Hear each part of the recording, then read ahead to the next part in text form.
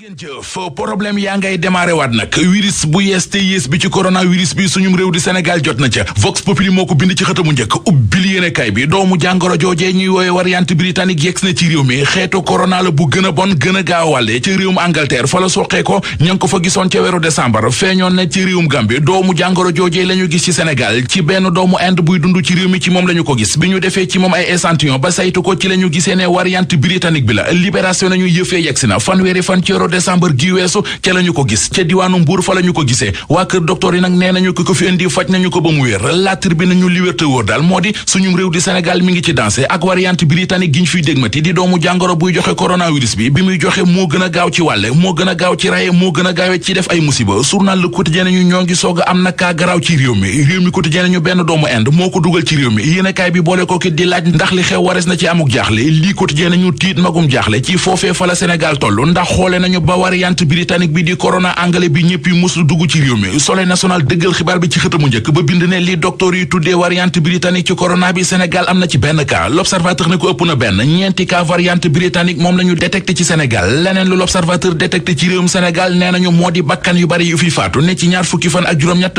coronavirus bi faat na ci réew mi ñaari téeméeri doomi aadama ak ñeent l'observateur nañu xibaar boobee li koy firndeel moo di reportage yi nga xam ne def nañu ko ci armeel yu nekk ci réew mi yu ca mel ne armeel yi Touba yi armeel yu Yoff yi Saint-Lazare armeel yi Danguy ba ca armeel yi Torpero yi armeel yu ñu ci dem la ñu fa gis moo di bu doon benn nit la ñu fay denc bés bu nekk léegi yëf ya ñaxte na ñaari nit la ñu fay denc bés bu nekk source soo xamal ñu ne fi ñu nekk nii déegi comme fast track ci réew mi ci coronavirus bi fukki nit ak ñett faatu nañu ci mbas mi démb boo leen jëlee boole leen ak li mbas mi jotoon a jël dañuy mat juróom-benn téeméeri bakkan ak fukk ak ñeenti yopp ji jël ñuy jooy loolee ak di seet nañu ko lijjante yëf yi far bëgg a mel ne àdduna bu tukki ci suñ kaw ndaxte la ñu yëgee ne corona anglais bi dugg na ci réew mi La Tribune nañu li am ci réew mi moo di coronavirus baa ngi faat waaye tali bi it mi ngi faat ne ci 48 heures yi ñu génn ñaar fukki doomi aadama ak juróom benn ñàkk nañu seen bakkan ci réew mi ñii ci mbas mi ñi ca des ci accident ndax démb am na accident bu métti bu am ca dàgga jaxate ca boori Kaolack ba fukki nit ñàkk ci seen bakkan anki dina kay nañu fu ngeen fàtte université bi ndax foofet mbas mi jaxase na ko carrément cas coronavirus yaa ngi fay jëlaa ñoo loolook loolu ci noone ci la ñuy waxee ci corruption mu di guerre gi ci àdduna bi la si ne kay nee nañu natt gi ñuy natt réew yi mbuxum gën a saxin suñu réew di Sénégal ma nga ba léegi ca zone rouge ba Sud Quotidien nañu rapport bi nee na li ko waral moo di ñàkk volonté politique ngir xeex guerre gi waaye it yorin wu bon di mal gouvernance ak it ñi nga xam ne dañ leen di jàpp ci guerre te dara du leen ca fekk Le Témoin nañu waa Transparency